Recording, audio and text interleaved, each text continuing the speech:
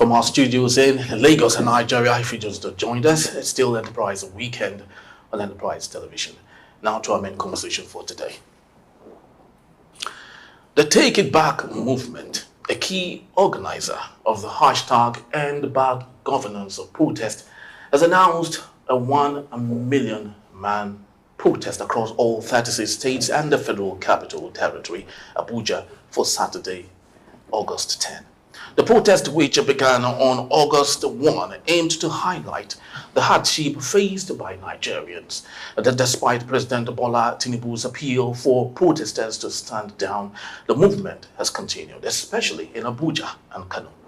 Originally a 10-day march, it has grown into a larger sustained movement involving participants both at home and the diaspora. Already, organizers of the protest have demanded the sack of the Inspector General of Police Kayode Egbetokun over the alleged killing of protesters during the nationwide protest. The organizing committee of hashtag End Bad Governance protest made the demand on Friday during a candlelight symposium held in honor of the victims. Ban headlines during the procession read, "Nigeria mourns. Sack the IGP for the senseless killing of peaceful protesters, and the President Tinubu meet all demands now." The organizers had, in a statement released on Wednesday, declared 3 days of mourning for those killed nationwide during the protest. On Enterprise Television this Saturday, today, we aim to review the event leading to this moment and to see what impact the protest brought home, especially because our news crew also came face-to-face with what could have been a worst-case scenario on day 2 of the protest in Ojota, Lagos State, in Nigeria. Still with me in the studios to do justice to this very trendy news reportage. I have Barrister Vanso Feli and Jumoke. Thank you for being part of our show and hanging on too. Now let's get into this crux of the matter here. The 1 million man march. This reminds me, back in the days, Sani Abacha, the 1 million man march also organized, for his transition from military to civilian. Now, I know this is a matter of PR, branding, and all, but why must it be a 1 million man march?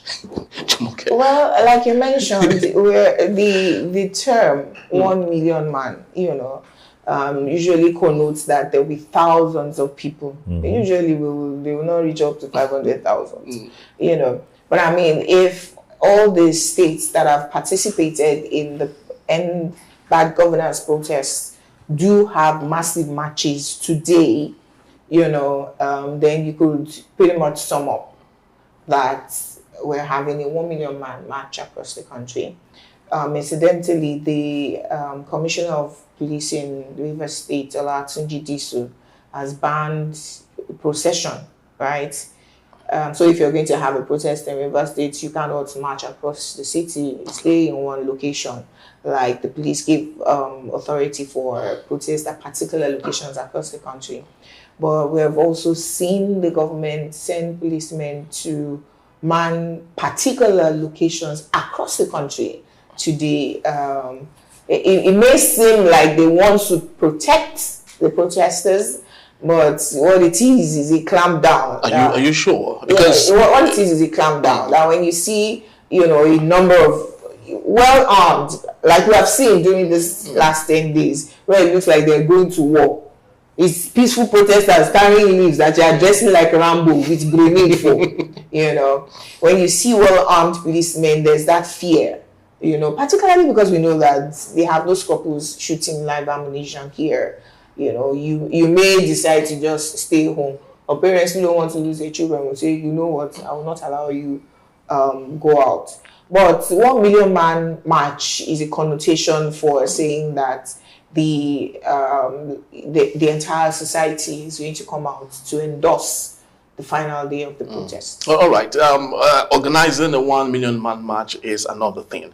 For the president to have a flinch and cave in is another. Do you think even the 10 million man march would derail the desires of the president? It's just a continuation of the protests, okay? But now with some additional issues because they are calling for President Tinubu to compensate those who died during the families of those who died during the protest, and to release Michael Lenin and this other guy, Oluoju, the two leaders that have been arrested and all that. Further demands have been made. But now you are deploying policemen across the country. You are making it to look like that is the solution. That is not the solution. Okay, we've seen how the protests took off. Listen, not everybody need not join the protests. You understand? But the truth is that people will not be protesting if something is not wrong. Okay, something is wrong with the way Nigerians are managed. And that is why we have not been protesting since January now. We just started protests 10 days ago. True. You understand? Because Nigerians were giving the president time. Yeah. So we're not born on the streets. We're not born protesters. Yeah. Situation and circumstances took us out there on the street. Now, those on the street are representing those at home. That's true. Yeah. Because not everyone will be on the street. And that should be enough for a government to understand. That if you cannot address all the issues because they are enormous, if you cannot address all the issues, you should be able to make a speech that will address one or two. But for you to make a speech that will bypass everything, and then you just believe that that is enough succor for the people, and then the people are on the protest ground, you are inflaming their souls with lack of solution and thoughtlessness. So you are making it look like, you know what, your life is going to be very tortuous. That was why I asked about the president, derailing from what he has targeted his attentions on. The former chief whip did say that he can't understand why the president has made himself so immune to advice from everyone. Yes. That is the question. Do you think any sort of protest would ever make President Bola Ahmed Tinubu take a rethink? He appears to be someone whose mind is seared already against demands of the people. Because one thing about Tinubu, a lot of people don't know, that he's very arrogant and he does not believe you have an idea.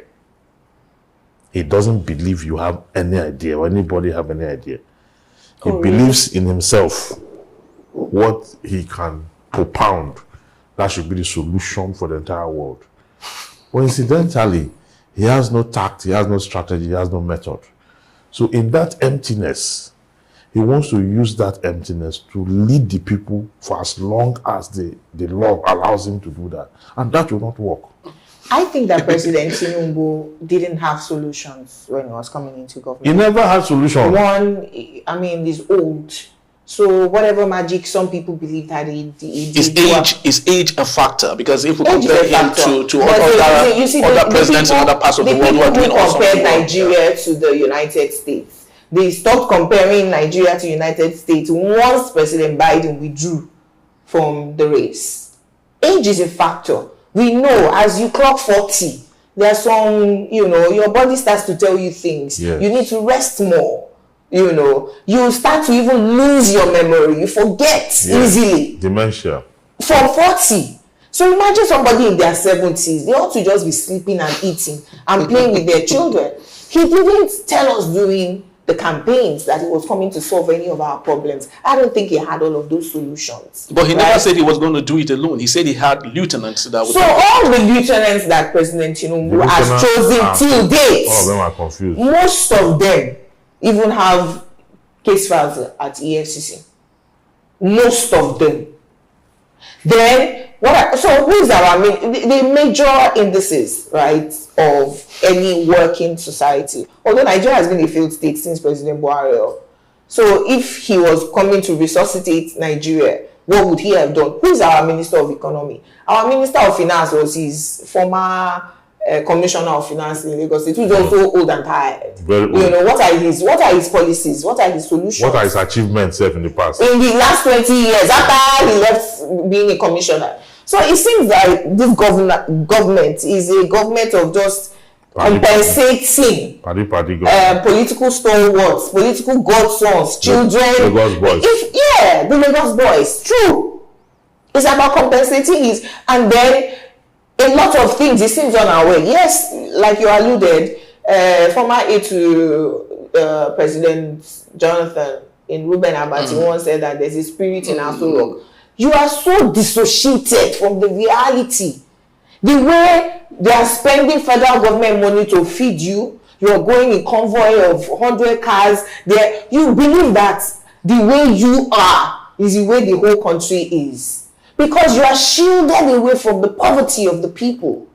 Has President Tinubu gone to any site that, oh, they killed 10 people in Benue today, and then he went there to go and look at what was happening? Pretty much what Vice President Oshibajo was doing in the 100 days of President Buhari's absence. When there's a fire somewhere, you go there and, show comfort, show compassion. President Tinubu is just not, he really is just there. It's his turn. After President Buhari, it's my turn, Emilokon, and then all of you, I've given you commissioners and ministers. I've increased allocation to your governors. Go and meet them and let me just enjoy my life traveling from one country to the other. Full stop. All right, Ebese Vance, when we talk about the protests, one thing synonymous and common, especially when it comes to deployment of security operatives, is police brutality. I wanted to say, at least I came face to face, to an issue, while I was interviewing a protester at day 2 of the hashtag and bad governance protest. While police were watching, they were there, they were all over the place. A thug came and assaulted the protester I was interviewing, and when it happened, I immediately, went to one of the senior police officer there and told him, Oga, this what happened. And he was asking me if I was the one that was assaulted. I said, no, not me. Look at the man that was assaulted right there. He didn't even flinch. He didn't even, look at me. Now, how do we address this issue of what Nigerians would call the compromise from security operatives as regards a protest and ensuring that it's peaceful across board? Yes, it's not news that our policemen are largely compromised. No news. During elections, and policemen have been used to carry ballot box. Okay? Policemen are being used for all kinds of menial jobs in the homes. Some of them cook. You understand? But where they're supposed to guard, they carry bag, they go to supermarket, they do all that. So, see, our policemen is about survival now. What they do is that they use that rank and the gun, okay, to solicit for funds, whether legally or illegally. What they do now is, you have a police station where you have a DPO that send his men out to go and collect money from motorists so that they will use to run the police station. So, I mean, we can't shy away from the truth, from the fact that then somebody's being harassed in a protest ground, and you're asking a policeman, you're telling the policeman that this is what just happened. And he's looking at you. In the first place, they didn't even want you to protest, apart from the very few of them who are really angry with the system. So now that you are protesting, they're looking at it like, it's your business. I mean, there's a case I was involved in where this man was kidnapped and the wife are going to meet the policemen to see how they can get him. And the police told her to go and pay ransom. Now, when their DPO was kidnapped, they paid ransom. Whoa. So, let's not overestimate our policemen. Let's not do that, because it will mean that it will look like we're just coming from the moon. We are strangers here. These people don't really, because and it's part of it's bad governance that made them so. Because the last time his colleague was killed, the police authority threw the family out of the police barracks. Very true. Without insurance, with nothing. Sometimes their gratuity and their pension are not paid. I was discussing with someone yesterday. The next policeman's family has to move in. Yeah, my PA told me yesterday, two days ago, that his father's pension is 24,000 naira.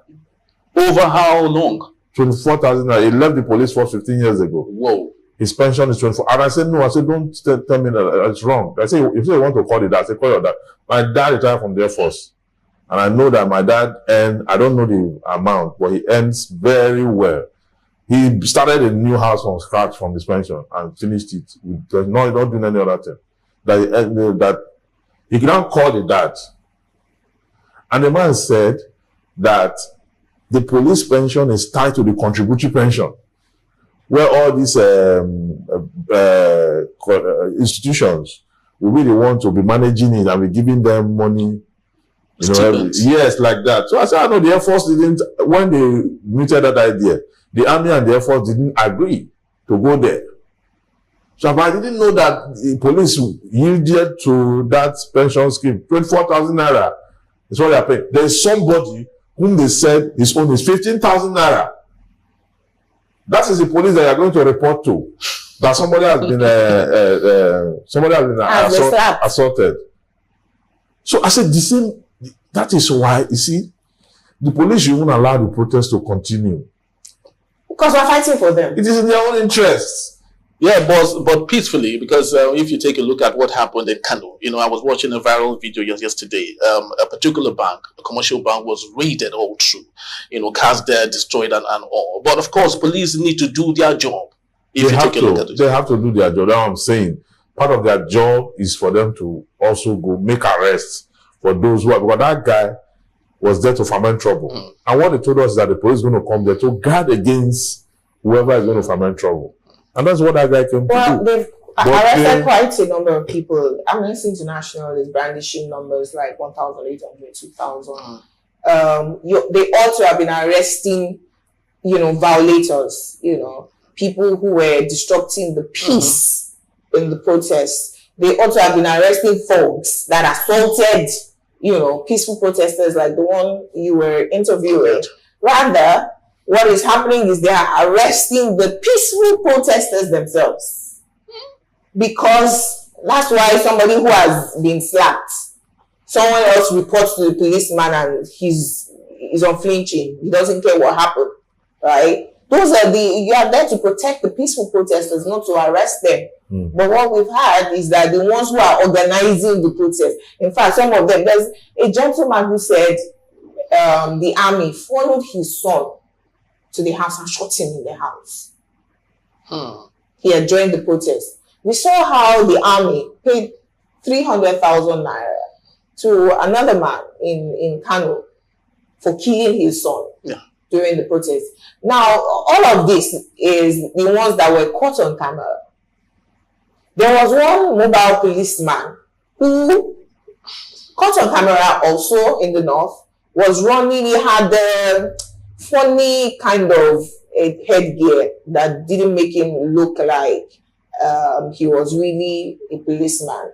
And he said, well, in the north, there's some people that you say they are repentant terrorists. You bring them into the armed forces and you do not know what their indoctrinations are, So it's unfortunate that we saw peaceful protesters themselves being shot at by the police, who were supposed to protect them from hijackers and thugs during the protest. Now, I remember asking during the interview, a session with the Commissioner of Police, I remember asking him, that there are people have been killed in several states, insurgency and all. Why aren't the president, the police force deploying same force to that area? And he didn't actually answer that. No, they won't answer that question. They won't answer that question because they have failed in that area. Yeah. So taking him there will mean like,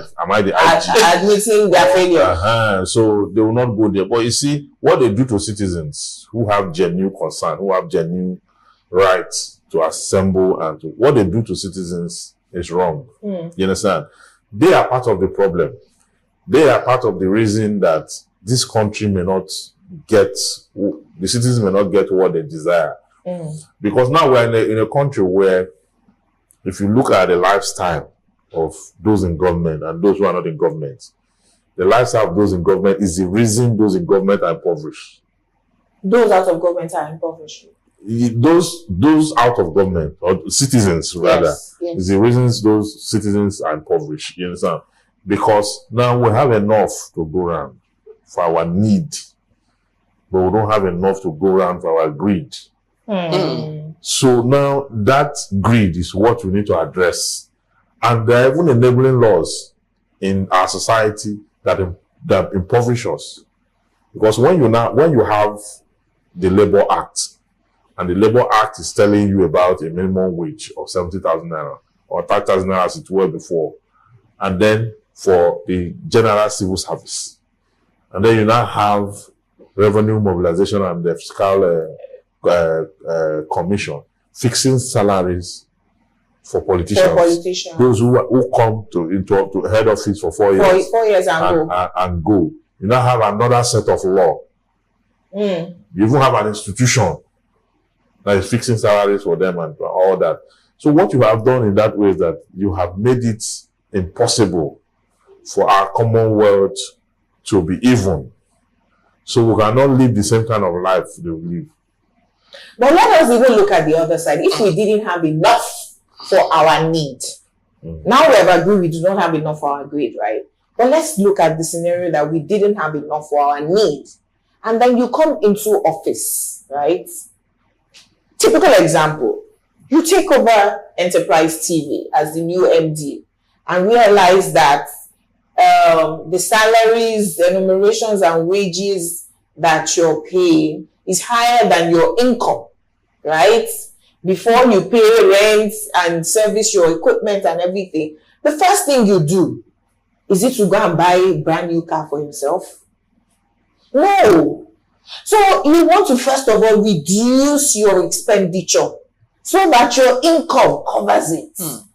But you come into office and say that, oh, you inherited an impoverished country where crude oil had been sold in advance, right? But then you immediately start ordering presidential yacht, presidential jet. The supplementary budget. 21 billion. The vice president. 21 billion for supplement. No, 2.2 trillion supplementary budget for 2023. Then 21 in that. There's another supplementary budget now. No, I'm saying that when you come in. It's 6.2 trillion. Yes. When you come in, your first supplementary budget, 2.2 trillion, right? Most of it was to buy SUVs for the president's wife, buy presidential yacht at the time that we were against. 600 billion of it was supposed to be school loans that will only take effect in 2024, but you put it in supplementary budget for 2023. So a lot of the expenditure, Nigerians are crying because you are asking us, the citizens who are your employers, to tighten our belt, but we see you living lavishly. And then unguarded statements by Senate President Akpabio that two people should go and keep on protesting, but do not disturb us while we are eating. You know, are you representing the people when you are feeding facts on public patrimony and asking the people to spend more money that they do not have to buy petrol so that you can continue to live your lifestyle? The president had asked us to give him more time. We should be patient with him. That time the president asked him for. What does he need that time? Does he want to rule over the time he already have, he has mismanaged it. So I asked him for more time to do what? To do what? Because the truth is that he was never prepared. So no matter the amount of time you give him, is he not going to do well? Buhari asked us to give him time for 8 years, sir. What happened under him? How can you give a man time for 8 years? Nothing happened. Yeah, give me time for 8 years. What do you mean by that? Now, we might not look, of course, have the capacity or the capability of looking into the future, but understanding the politics of Nigeria, 2024 is just around the corner. Yeah. Do you see President Bola Ahmed Tinubu continuing? Continuing till 2027? Yes, exactly. With all of the issues to Nigerians and the anger. So if Nigerian votes counted, right, I'm not sure that he would have been president. If the enabling laws for INEC, right, the electoral laws and all of that, were truly adhered to, he may also not have been president. I mean, he was declared president in the middle of the night when same human beings were sleeping. You know, I do not see him going on to 2027 for several reasons. One, I've mentioned his age and his health, right?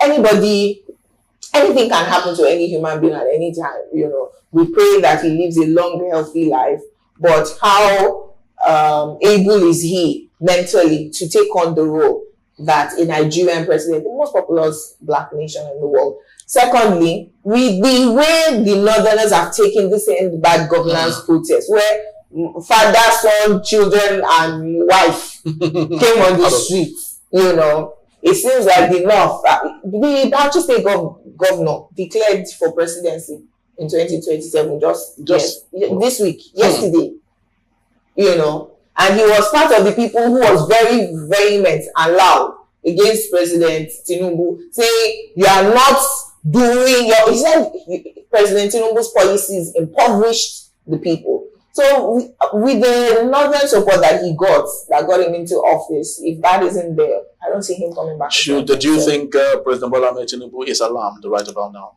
Well, it doesn't matter whether it's alarm or not. He has no business coming back. He has no business coming back. The odds are against him already. That's one. Then two, the fact that Nigerians have never witnessed this level of decline in living and livelihood.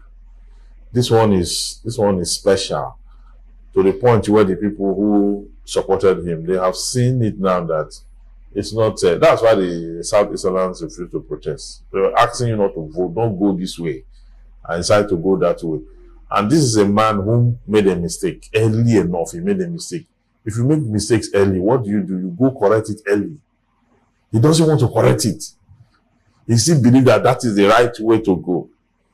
He has ended up now paying more subsidy than we were paying before. Can you imagine? So when you leave people like that and you want to come back, it will be tough for you to come back. Very true. And apart from the protesters asking that the IGP should be let go, and they equally asking that INEC chair, Professor Mahmoud Yakubu, should be shown the way too. I do not know how that would work. Is there a time for, or is it can he be removed any time, or is there how does it work? They have term now, 5 years term now. They which is renewable. So his would elapse when? I actually don't know. When did he come in? Nothing will happen to the IGP. Nothing will happen to the INEC chair. Look, the cabal that are holding the tripod of Nigeria, they will not allow any protester come and tell them. It's not about the current INEC chairman. There are duplicates of him all over the place that can replace him and do the exact job that he did to soil that election. Yeah, well, that's well said.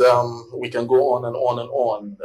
Of course, someone did say, but Stevens actually did say, when Nigeria's problem is explained and you feel you understand, it means it wasn't explained enough. Well, that's a real issue here.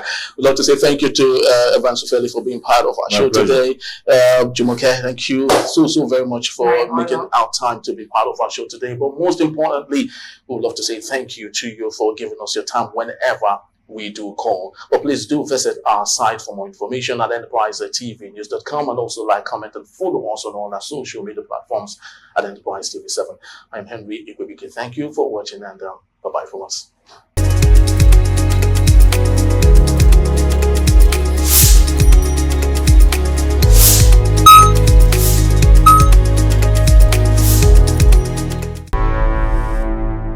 Enterprise TV, a tradition of truth.